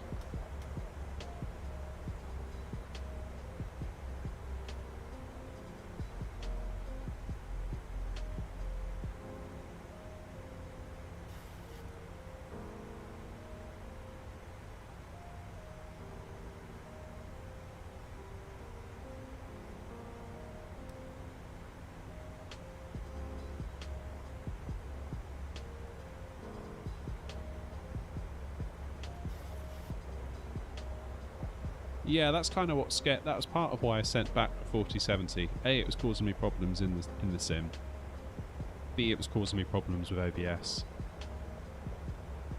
And yeah, like I said at the time, I feel like I kind of had a channel to run. And as much as the gamer in me wanted the fancy new graphics card, I had to keep the channel running. I couldn't just sit around and wait for a driver for however long that might have been. Not only that, I was playing like Call of Duty with friends and things, and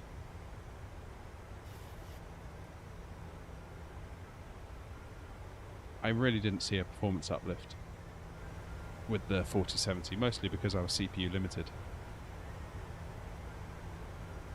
So it's kind of like, well,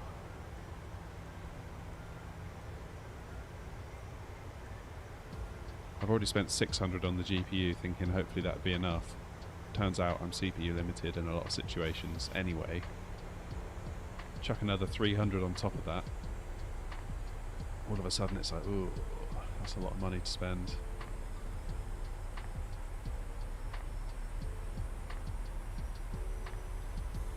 Sim, yeah, exactly, sim.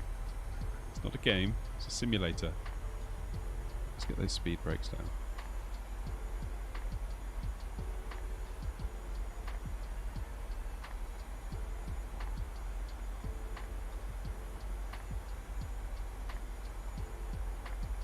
So we want to be at 180 knots at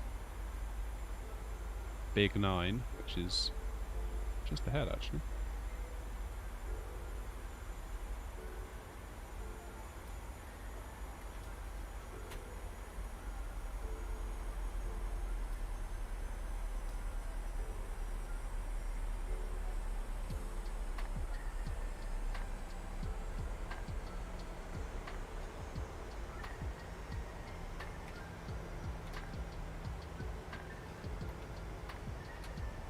Do flaps 5 to get us to 180.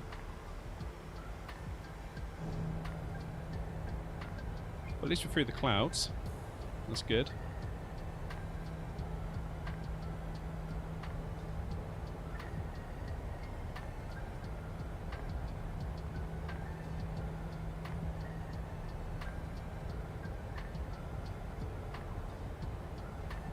I think what dawned on me, Jamie, was I was starting to spend a lot of money, or the prospect of spending a lot of money with the CPU upgrade. Almost like new build money.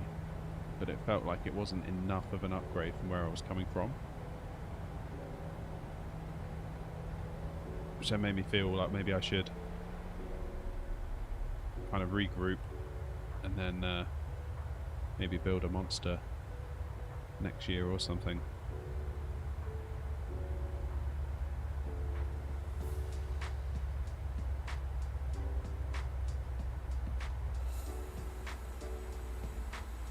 Right, how are we looking?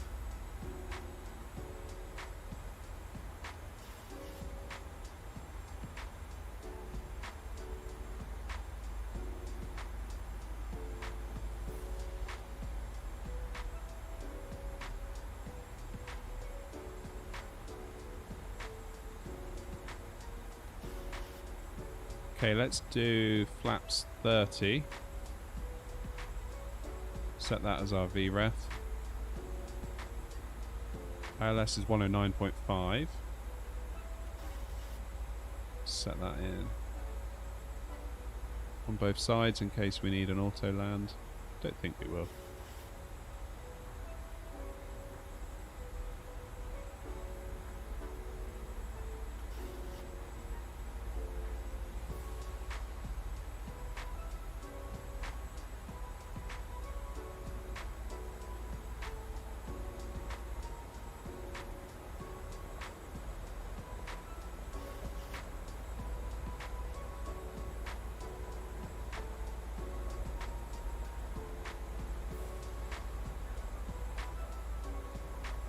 Good, good, good, good.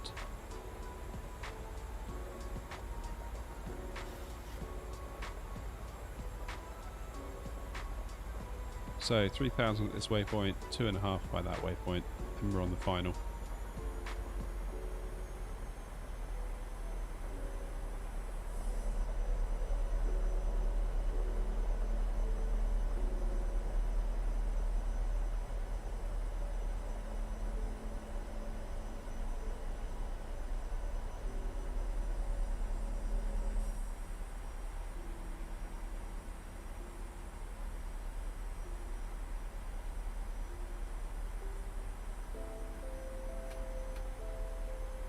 Speed brake's not armed, let's have a look.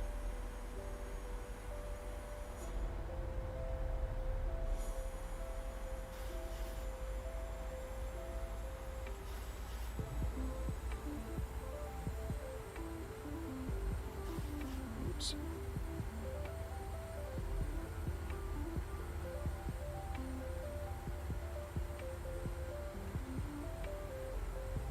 Is that armed? I thought that was armed. Alright, let's get auto brakes to 3.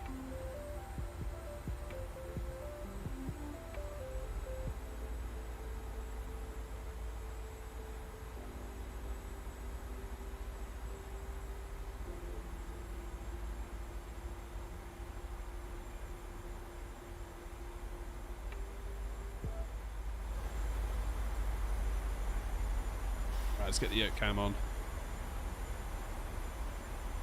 Feet on the rudder pedals. Engines into continuous.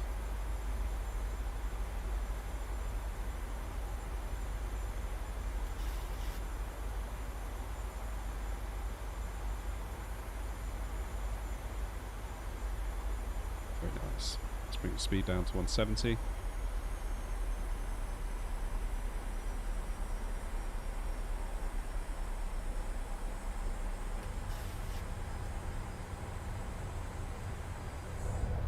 Now they're also out.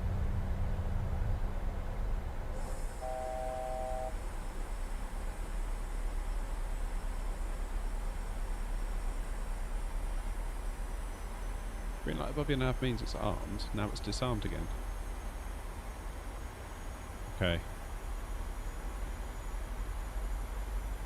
Feel like I'm a little bit close to be getting distracted by that at the moment.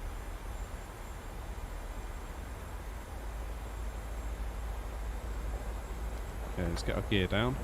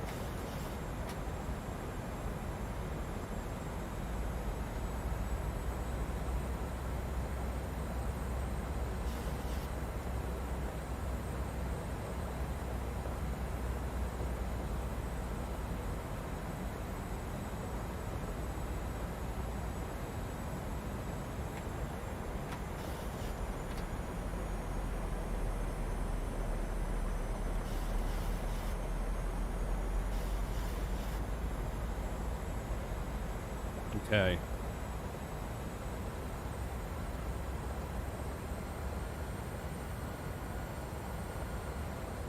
So that's weird. We've actually got a bit of a headwind, which isn't what I thought we were going to get.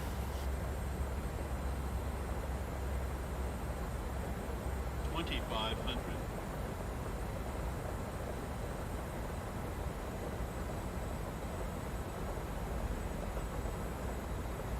Little click on the lever will put it into armed.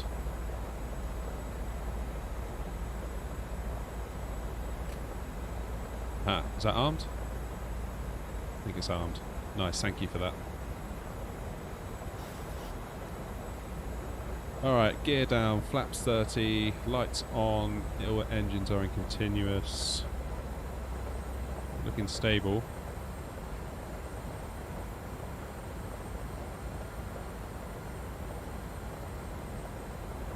I appreciate that with the auto brake. Thank you very much for that. Speed brake, sorry.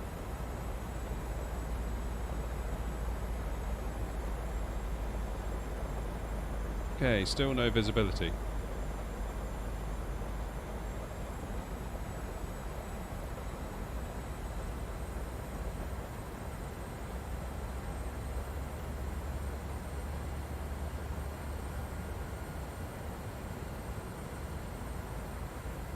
When approach mode go on?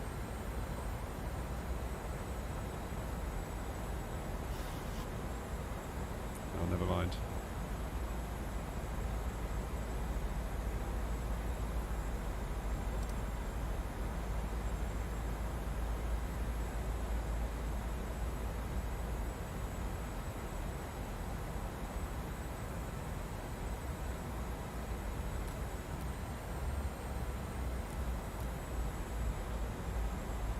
Okay, I've got auto throttle on now. Or I have control of the throttle, I should say. I think I can just see the runway. 1,000.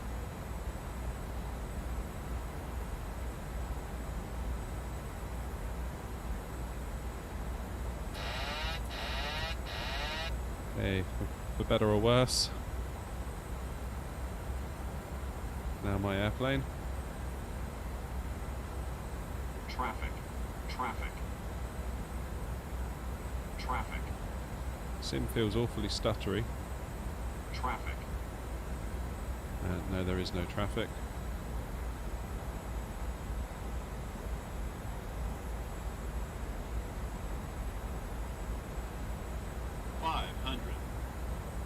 That nose down.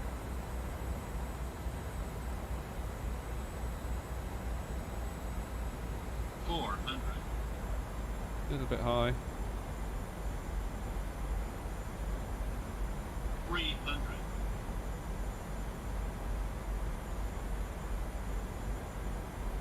200.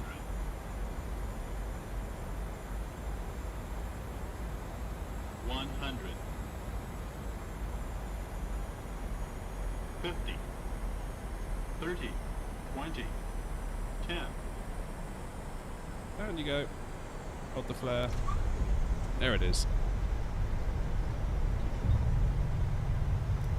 And versus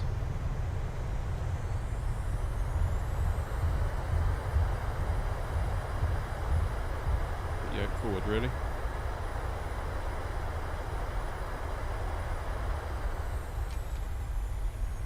We made it. Wasn't so bad. I was a little bit floaty. I think I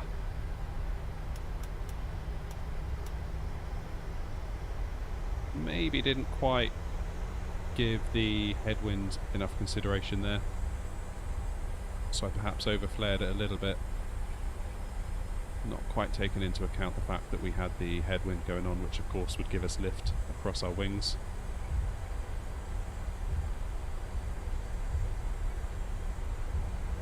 But I will take that all day long.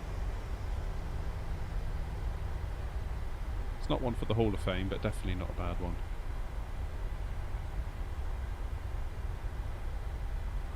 What a miserable old evening as well.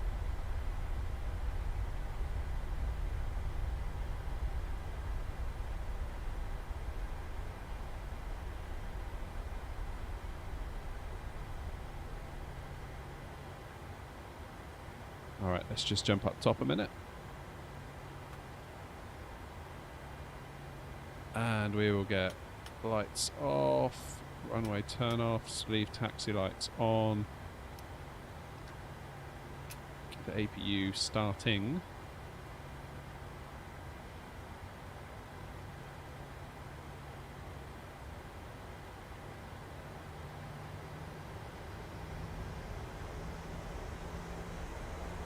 Let's go find a gate.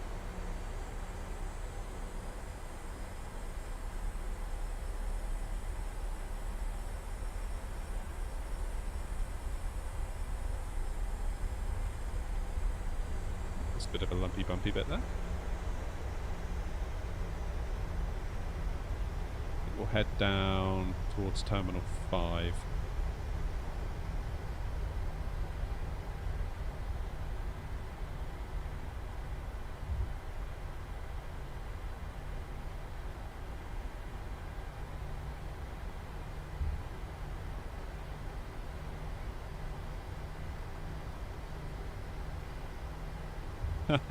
No worries, Jamie. Very nice landing. I did notice in a lot of your landings your speed brakes were not armed correctly, which caused a lot of floating on the two main wheels. Appreciate you pointing that out.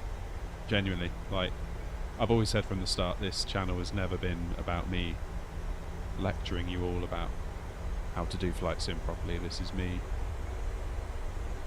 very much learning with you all, so I appreciate that. I really do.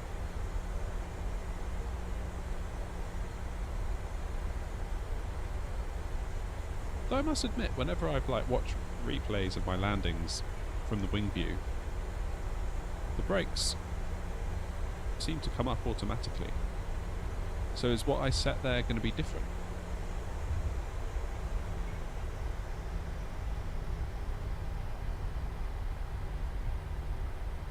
Cheers, Nick.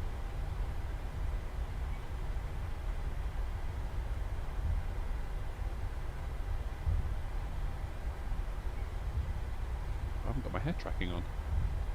I need to make a button on my Steam Deck. Steam Deck? Stream Deck. Why did they have to call it Steam Deck? So confusing.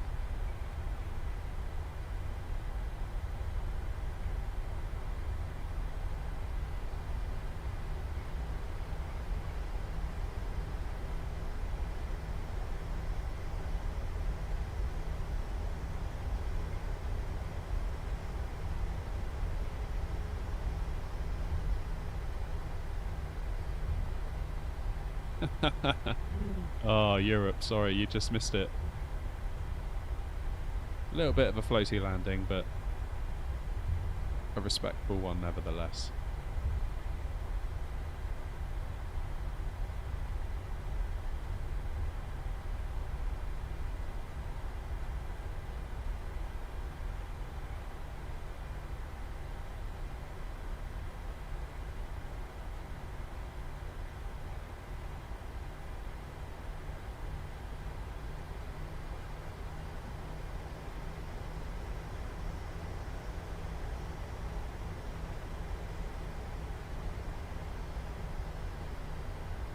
Ah, Europe. JD's just got it today. You're in luck. I nearly bought it today, actually. And then kids started kicking off, and I was like, oh, damn it, shut my laptop and had to go and deal with them, so try again tomorrow.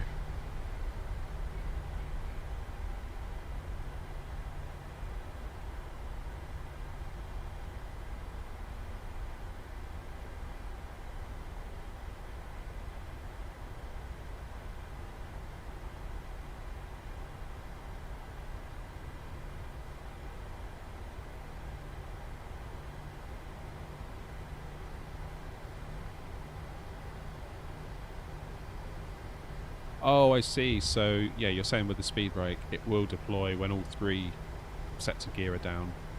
But you're saying the way I armed it, it will deploy when just the back wheels touch? Am I interpreting that right?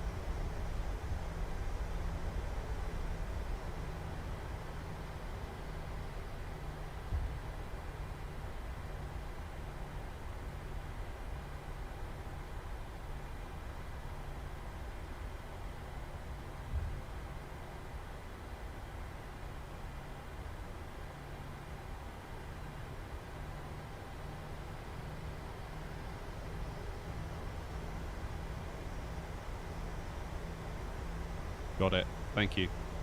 Appreciate the help.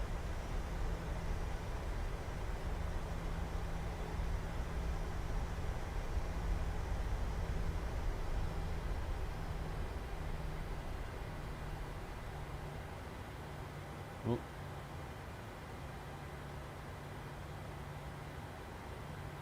A little bit further forward, I think.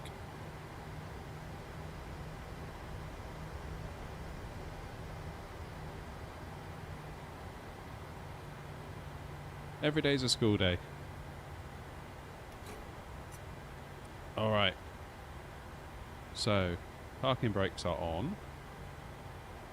Bring the flaps back.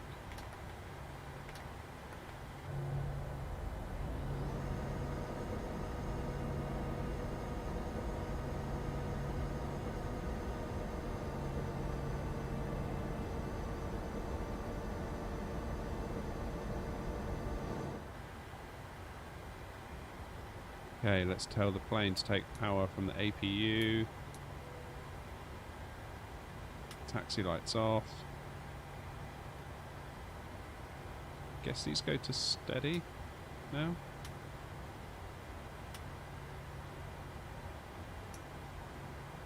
Get those into off. We should be able to shut down the plane.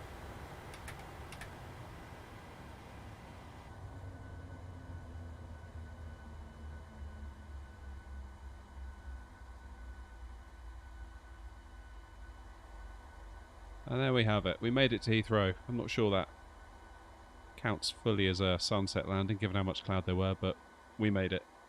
Oh, Tom, we're just finishing. Wind it back by about 5 or 10 minutes. You'll get to see the landing. So, of course, I'll need your. I'll need you to rate the landing as per usual. Wouldn't have it any other way. And I think I'm going to leave that there, folks. Thank you all so much for the support tonight. Thank you for the likes, thank you for the views, thank you for all the good vibes as we've been flying along. I've very much enjoyed it. We will be back tomorrow morning, UK time, 9:15. I've forgotten where we said we're going to fly now. Where are we flying to? Stockholm to Bergen. So we're doing a bit of Sweden and Norway tomorrow in the Airbus A320neo. So I will schedule that in the next hour or so. And I will leave that there. Thank you all very much indeed. Take the very best care of yourselves. And I will hopefully see those of you that can make it tomorrow morning. Take care.